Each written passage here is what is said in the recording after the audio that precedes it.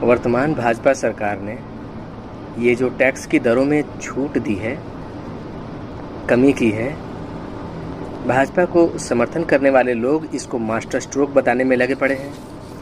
कांग्रेस और दूसरी विपक्षी पार्टियों को समर्थन करने वाले लोग इसको व्यर्थ बता रहे हैं और पहले जो बढ़ी हुई दरें थी उसको टैक्स की लूट बता रहे हैं। सरकार कोई भी हो, उसको बहुत सारी स्कीम्स और वेलफेयर प्रोग्राम्स चलाने होते हैं,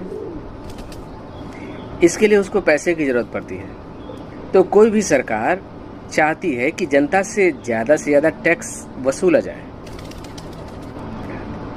इसके लिए वो समय समय पर जीएसटी की दर बढ़ाती है। ऐसे जैसे जीएसटी की दर बढ़ती है, लोगों के हाथ में पैसे कम बचते हैं और लोग कम खरीदारी करते हैं। और एक समय ऐसा आता है कि महंगाई काफ़ी बढ़ जाती है, लोग सिर्फ अपनी आवश्यकता की चीज़ें ही खरीदना पसंद करते हैं और अन्य चीज़ों के लिए खरीदारी बिल्कुल रोक देते हैं। उस हालत में देश की इकोनॉमी स्लो हो जाती है, सरकार को टैक्स बहुत कम मिलता है। उस हालत में सरकार की मजबूरी होती है कि जनता के हाथ में पैसे छोड़े जाएं। कोई ऐसा प्रोग्राम चलाया जाए जिससे कि जनता के हाथ में पैसे बचें। हाल फिलहाल में ये इनकम टैक्स फ्री इनकम को 12 लाख तक रखा गया है, इससे लोगों के हाथ में पैसे बचेंगे।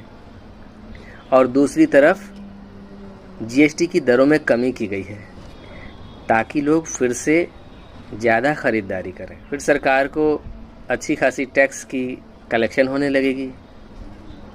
समय के साथ सरकार फिर से टैक्स बढ़ाएगी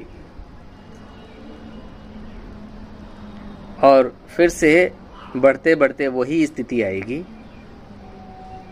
कि जनता खरीदारी करनी बिल्कुल रोक देगी। सरकार फिर से वही टैक्स की छूट, इनकम टैक्स फ्री इनकम को ऊपरी स्तरों पे ले जाएगी। तो ठीक से देखा जाए तो ये जीएसटी की दरों में कमी को न तो मास्टर स्ट्रोक कहा जा सकता है और न ही टैक्स की लूट। यह जस्ट एक इकोनॉमिक्स का भाग है।